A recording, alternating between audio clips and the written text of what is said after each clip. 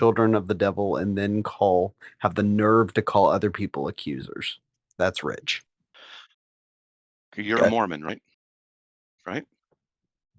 And Is you're this a our Calvinist. sheet, right? As if it were a I'm just trying prophetic to verify. utterance. As if it were a prophetic utterance. Yes. Okay, so it's our He is sheet. a Mormon. All right. So Flog him. anyone who believes that God came from another planet and he has a goddess wife and they have sexual intercourse and make spirit babies is not believing in the true living God, and who promotes it by default is a child of the evil one. Now here's because the he's funny not part. a child Here's of the funny God. part, Matt. Here's the funny part, Matt. None of that is anything I believe. Now, who is the accuser Really? who's bearing false witness right now, Really? Matt? Who is I the love accuser that's this. bearing false witness? Now, hold Awesome. up. I wasn't done talking, Matt, so you can sit down. Here's the issue, okay? You just uttered something that I never said, I never purported, I never believed, okay? And here's the issue with you, Matt. You walk around accusing people. Now, what I'm going to do, I'm going to teach you something here, Matt. When you see people are dishonest like yourself, what you do is you point it out and you walk away like a man. Unlike you, what you're going to do is you're going to rant and moan here for a little bit, okay? While I walk away and do what a real man does. So go ahead and fulfill my prophecy, Matt. Seriously, You sound like awesome. a really good Reddit neckbeard right there. We should part until there's. That was pretty good. We're just going to walk away like a man. He's a Mormon. Okay. His voice is not valid. So here's Mormon Doctrine by Bruce R. McConkie. He was an apostle, page 163. There are many gods. Articles of Faith by James Talmage. He was one of the 70. He said there's a mother goddess. In Mormon Doctrine, page 321, God used to be a man on another planet. In DNC 130:22, Doctrine and Covenants, the Father has a body of flesh and bones as tangible as man's. How about this? In Joseph Smith, History of the Church, Volume 6, page 476. God the Father had a father. Joseph Smith said that, History of the Church. After you become a good Mormon, you have the potential of becoming a God. Teachings of the prophet Joseph Smith, pages 345, 347, and 354. Or how about God resides near a star called Kolob, pearl of great price. That's in one of their sacred writings, pages 34 and 35. The Trinity is three separate gods. James Talmage, Articles of Faith, page 335. Okay, so let's see, RC. Which one of those do you deny? Did he leave? I'm right here, Matt. He's gone. Okay, so do you have the potential of becoming a god of your own world? Do you? That's scriptural, Matt. I just asked you, do you have the potential of becoming a god of your own world? Hey, Matt, lest you Can hear you yourself repeat yourself, why don't you listen to the answer? Yes, Matt, that is scriptural. That's the second time I've said it. Oh, so you believe that you can become a god. Okay. And does the God the Father have a body of flesh and bones as tangible as man's? Yes. If you deny that, you deny the incarnation. And so does God the Father, did he have a father? No. Well, that's Joseph Smith, History of the Church, Volume 6, page That is 476. that is not presented as scripture or doctrine in the LDS Church. So you're wrong, Matt. Okay. Heber C. Kimball in Journal of Discourses, Volume 5, page 19 said it also. Milton Hunter, That First is not Council of the presented Scots. as LDS Can I doctrine. finish, please? No, Matt, What was with this you? is you being a Are you child being of the sufficiently devil. humble? Hey, hold up. This is you being a child of the devil, purporting doctrine. Go ahead, Matt. Finish up and I'll unmute him. Okay. I'm just answering questions. Notice what he's doing.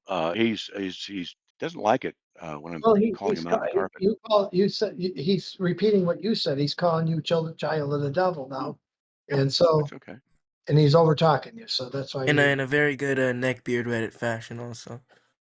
Yeah, well, this is what it says in Alma 5. This is Alma 5. Look at this. Alma 5:27. This is the Book of Mormon. Whoops. How come it didn't go right? Let me try it again. Here we do it again. Alma 5:27. There we go. Have you walked keeping yourselves blameless before God? Could you say, if you were called to die this time within yourself, that you have been sufficiently humble? I don't know if he's being sufficiently humble here, but let me go on. I was just asking him, what he said that God had a father, and I was reading the documentation. So allow me to respond. So number one, Matt, what you read from James E. Talmage, what you read from Joseph Smith, is not doctrine, is not presented as doctrine, is not taught as doctrine, is not asked to be believed by a Mormon. Not everything Joseph Smith or James E. Talmage said was prophetic, was or is considered doctrine in the church. And you can wait.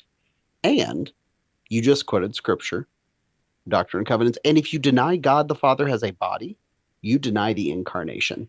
So Matt, stay wrecked. And the reason I called you a child of the devil, because I'm actually just going with what you were saying, which is that apparently if someone falsely represents what another believes, like you just did with me, apparently you're a child of the devil, according to Matt Slick. So Matt, you can either eat your hypocrisy or you can live to your own standards and not be a hypocrite. Me personally would Well, never let that slide. let me ask you: does God the Father, is he the form of a man right now? Is he in the form of a man? He's muted. I keep getting muted, Matt. Yes, and if you deny that God the Father is a man, you deny the incarnation. Okay. The incarnation is of Jesus, not the Father. You know that, right? Right? It's not the Father who's incarnate. It was Jesus who became incarnate, right? If you deny that God the Father cannot be incarnate, you deny that God can incarnate, which is denying the incarnation of Jesus Christ, who is God. No, I said Jesus. I don't believe in three gods. You believe in three gods, right? The Father's a God, the No, Son I is do a not God, the believe in whole. three gods. Can you please let me finish my? There you misrepresented my doctrine again, like a child of the devil. Can you please let me finish my sentences? If you're going to misrepresent what I believe, you will be corrected. To chop over you. Good. Whenever you talk, I'll do the same thing. I ask you for politeness and let me finish my sentences. So you're justifying why you don't have to do it. I'm going to play by your rules. Whenever you talk, I'm just going to interrupt you. Okay? We'll play by your rules. In fact, what I'll do, ladies and gentlemen, you know what I'll do? Here, I'm going to put the link in where you can go and read what the church actually teaches. You know what Mormonism actually teaches, ladies and gentlemen? For real? I've been studying it longer than he's been alive. And I know Sandra Tanner, she's the world's #1 expert on Mormonism. I know Bill McKeever, he's #2 in the world expert on Mormonism. Bill's a friend of mine. I've known him for over 30 years. I have all kinds of information, connections from all kinds of. Guess what Mormonism teaches? And you God used to misrepresented be a man. every Don't single interrupt day, me. Matt. Don't interrupt. I'm going to interrupt you. Come on. Don't do that. God used to be a man on another planet. He became a God by following the laws and That's ordinances false. of that God on that planet. That's He false, brought Matt. one of his wives with him in heaven. They have a body, flesh, and bones each, and they go and make spirit babies in heaven. Yeah. And get this. Oh, That's this is false, great Matt. stuff what Mormonism teaches. I'm going to go into temple ceremony here a little bit. I'm going to explain what This happens in the is Mormon temple ceremony. So, oh, hey, you're the one who forfeited a hey Ed, decent can I dialogue please by continuing to interrupt. You forfeited it. So I'm going to tell everybody what Mormonism actually teaches. I've been studying it. In fact, it's Mormonism that got me started in studying apologetics back in 1980 with a quote from Joseph Smith, which I can tell you guys later. Now, does God and his goddess wife, he's about 6 feet tall. They have sex in heaven. You know, they don't really say that, but they kind of, the implication is there because they have body, flesh, and bone, and it's his wife. just So they like you said, Matt? in heaven and make spirit babies. The first one born, there's some variations of it within Mormonism. The first one born is Jesus. Then we were all born brothers and sisters to God and his goddess wife in the pre-existence. And the devil, well, he's our brother. Jesus is our brother in the pre-existence. That's what Mormonism teaches. Now there needed to be a plan of salvation offered. So God the Father went with Jesus' plan, where only a few would really be saved, and Satan said, "Oh, everybody will be saved." And so God the Father went with Jesus' plan, and so Satan rebelled. He took a third of the angels, the spirits, the pre-born spirits between God and his goddess wife. He took a third of them; they became demonic forces. Now, a third that went with Jesus' plan, they're born according to Brigham Young, some others. I can get the documentation. Is it official now? No, it's not official. This is what their prophets taught. for decades. So the third of the spirits, preborn spirits that sided with Jesus' plan, they're born in white-skinned bodies, and the spirits that didn't go either way with Jesus or the devil's plan, they were born in black-skinned bodies. That's right. They couldn't hold the priesthood because it was an eternal curse. According to it was Brigham Young who said that would never happen. But that's another thing. Now, so when you become a good Mormon and you want to get into the temple, it's going to cost you. It's going to cost you 10% tithe of your income to the church. You have to have a temple recommend, which means your records have been examined so that 10% of your income is in the church. Once you've paid up, then you get to go into the temple. Now you get to go be where God is. That's what they say. And what's on top of the temple? A golden image of Moroni. They bow down in that temple a lot.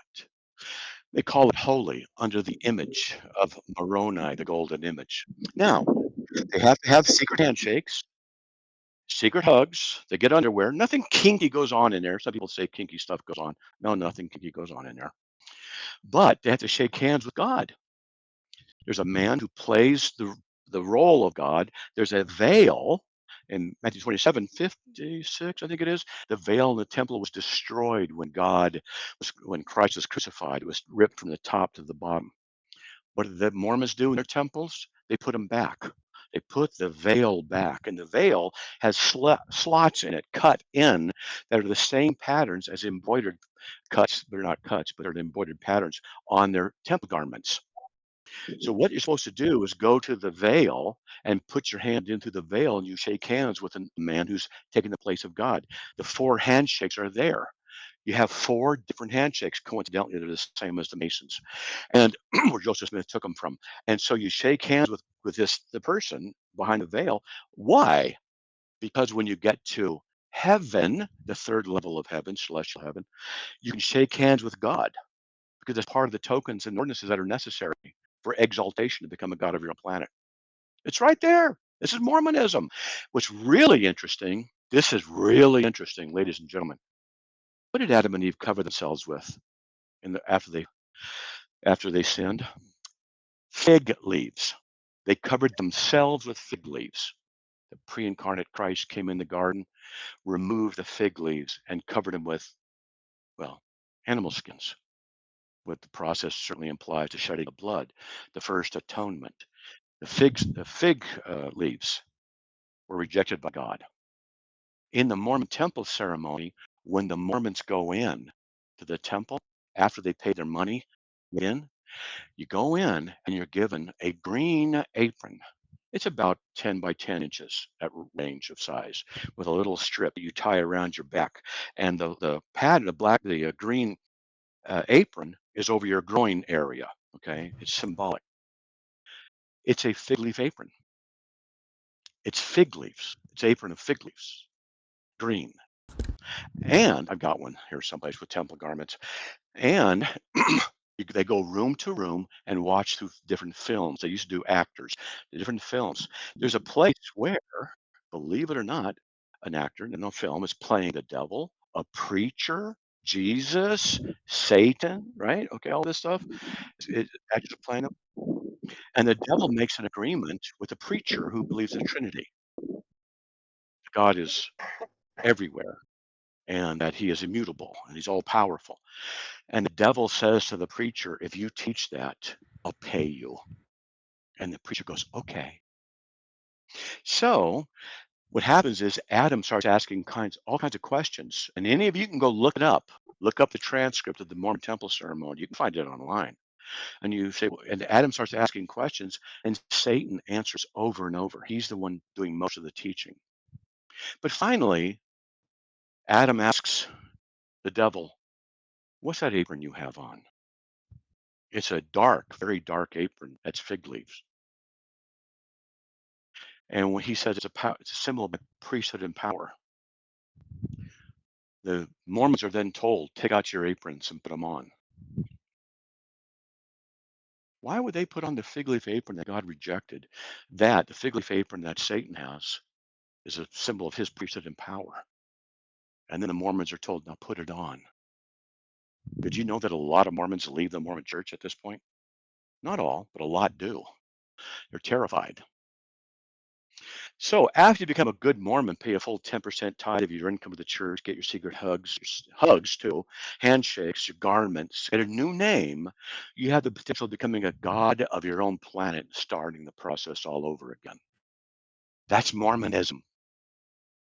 Yeah. Where did What do you guys Matt think of it? Slick go? I'm hearing a lot of Nephilim free sermonologies. Where What? did he go? Where did Matt Slick go? I'm right here. Oh, I'm confused. I thought a minute ago we were allowed to let like others say what they view and believe, and not doing so is a bad thing. I'm confused. I don't understand. And not what?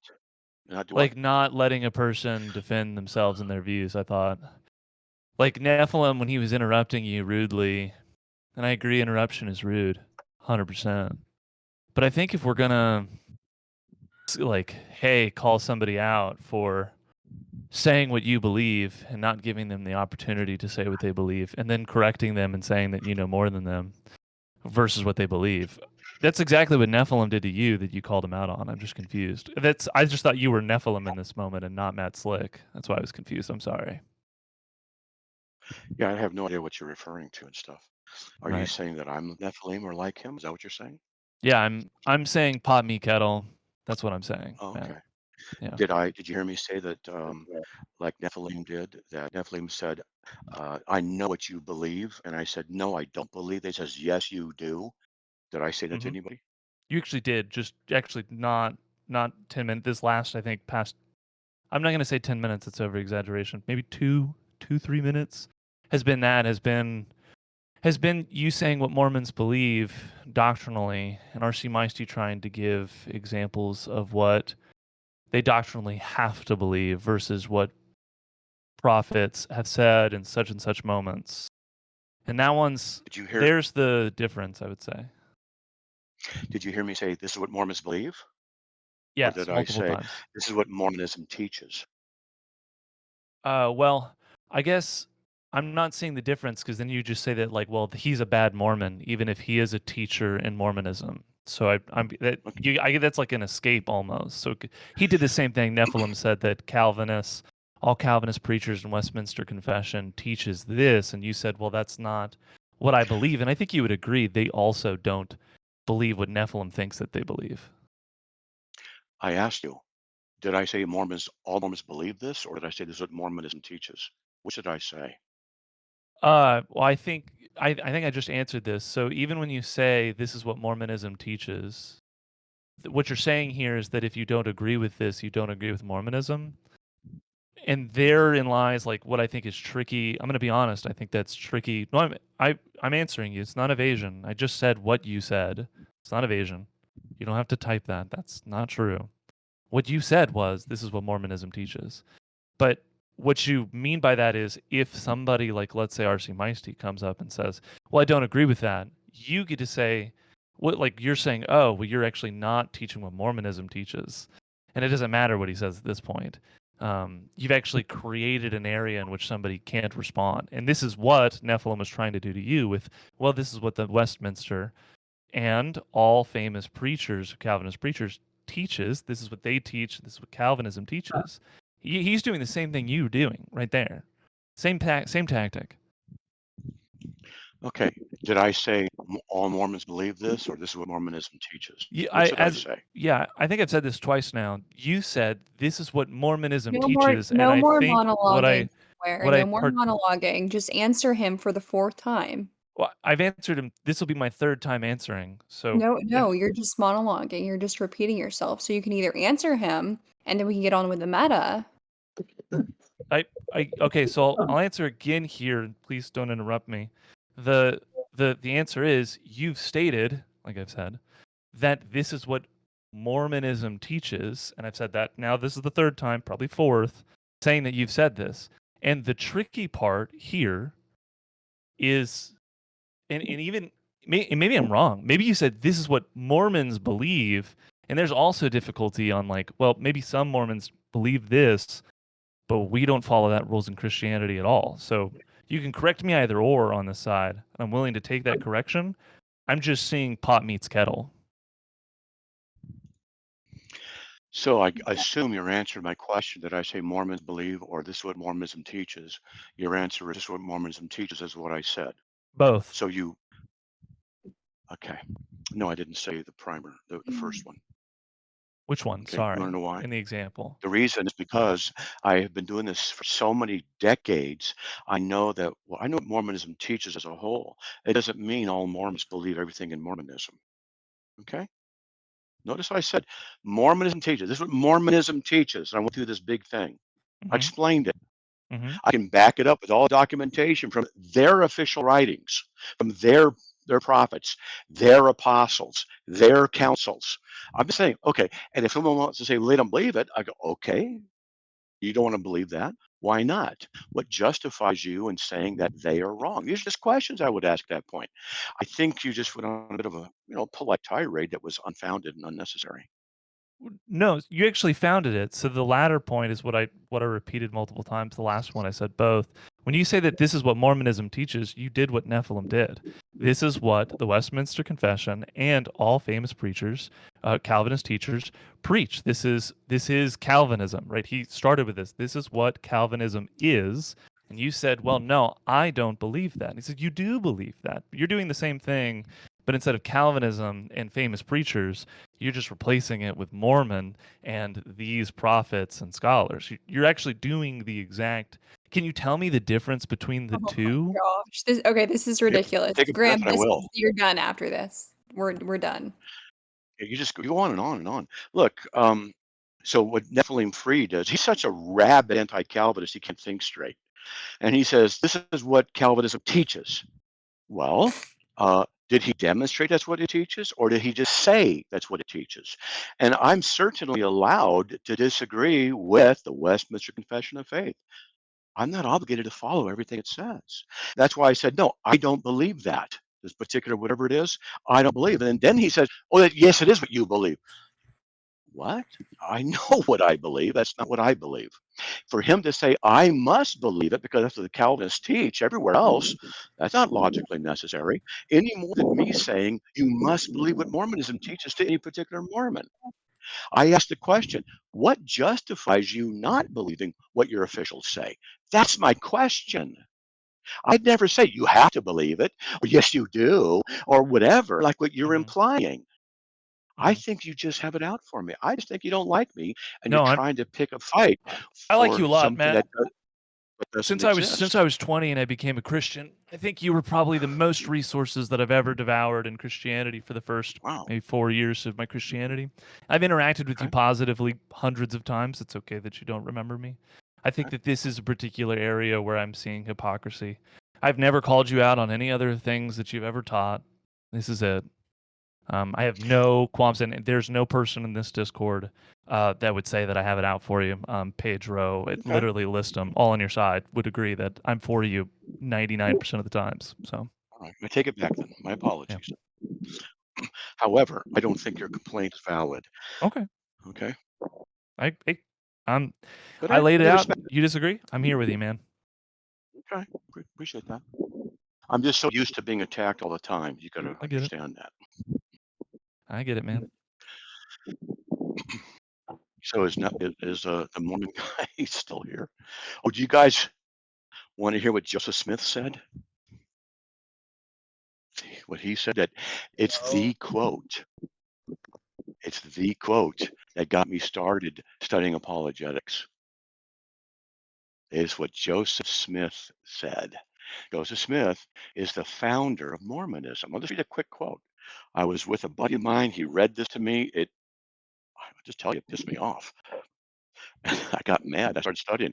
This is what Joseph Smith said. History of the Church, Volume 6, page 408, 409. God is in the still small voice, and all these affidavits, indictments, it is all of the devil, all corruption. Come on, you prosecutors, you false swearers, all hell boil over. You burning mountains roll down your lava, for I will come out on the top at last. I have more to boast of than ever any man had. I'm the only man that has ever been able to keep a whole church together since the days of Adam. A large majority of the whole have stood by me. Neither Paul, John, Peter, nor Jesus ever did it. I boast that that no one ever did such a work as I. The followers of Jesus ran away from him. The Latter-day Saints never ran away from me yet. That's what Joseph Smith says according to the books. What do you think of that? Pretty cool? Was Mormonism the Antichrist? I'm sorry? I feel like Joseph Smith might be like the false prophet or something. Yeah, he is. History of the Church, Volume 6. I'm putting the documentation in Volume 6, 408 and 409. Now, I mean, like sometimes they'll say, well, sometimes they'll say it's not really what he said, or it's just alleged that he said. Yeah, I can see why they would say that, but it's sold in Mormon bookstores called Church History, the history of the Mormon Church, and this is there. It's in that. Okay. Have you guys heard of the Mountain Meadows Massacre? You ever heard no. of that? Guess which day of the year it was? 9/11. The Mountain Meadows Massacre. All right, I'll tell you about that. It was on 9/11. I think it was 1857. I think it was. When did that occur? I think it was 1857. I probably have to. Yeah, it was. That's right. 9/11, 1857. Mountain Meadows, Utah. I've been to the place. Brigham Young, the second prophet of the Mormon Church, had been teaching a doctrine called blood atonement. Blood atonement was something that Oh, roll? it meant that if you committed adultery or you murdered somebody, in Yeah, I order just to got have it your done. So in it's order to have not your just sins getting done. forgiven, Thanks for letting me know, we though. got someone talking back there. Got open mic. Do you guys want to hear this? I can tell you what it is. It's really interesting. If not, that's okay. I don't want to dominate, but it's what up to you guys. What's going on, boys? Dude, this thing is packed right now. Here, I'll just go ahead since no one's saying not. Okay. So Brigham Young was teaching that in order to have certain sins forgiven, murder and adultery, you had to have your own blood shed in your own death. That would atone for sins. That's blasphemy, obviously. So about I think it was like a day and a half ride by horse south of Salt Lake City in Mountain Meadows. Not a car, it's like 2 hour drive, 2.5 hour drive. And a wagon train was going from the east to the west. I believe they're heading to California, and they were in that area. And I forgot but some of the particular details, but some of the stupid guys on the wagon train said that they had the gun that killed Joseph Smith, their prophet. It's not smart. They shouldn't have said that. I don't believe they had it, but they're called the Missouri Wildcats, a bunch of guys who just they liked trouble. They were manly. They were this. They were that, and also stupid. This pissed the Mormons off. And so they were concluding, based on what Brigham Young had said, that they needed to have their own bloodshed in order to atone for the murder of their prophet Joseph Smith. So they were trying to attack the wagon train that got into a circle, and a horseman, a runner horse, went up to Salt Lake City to tell Brigham Young what was going on, that the Mormons were, going to get these guys. And it appears to be that Brigham Young said, "Let them go." That seems to be the best evidence. Let them go. Don't do anything. Just leave them alone. So just give the credit where it's due. And the rider's coming back, but he never got there in time. The people in the wagon train um, were low on ammo, and so, but the Mormons didn't know that. So the wagoners agreed to give up their weapons and be led out of the valley by the Mormons. Just let out of the valley, let them go. So the wagoners agreed to this. So they forfeited their weapons. The wagon train was going out of the valley. But what they didn't know was that the Mormons had agreed with the local Indians to attack the wagon train. And they instructed the Indians, you can kill the women and children, but leave the children below 7 years of age because that's below the age of accountability. On a certain signal, the attack began. The Mormons and the Indians murdered 124, give or take 2 or 3, they're not sure. 124 men, women, and children. Slaughtered them. I was there on the 150th anniversary of it. I was there. when they had a big shindig right there. So they killed them. Few of the children survived. The Mormons stripped the bodies, took the clothes, and put it in a giant barn because they were going to sell the clothes and get stuff and the belongings. They took the little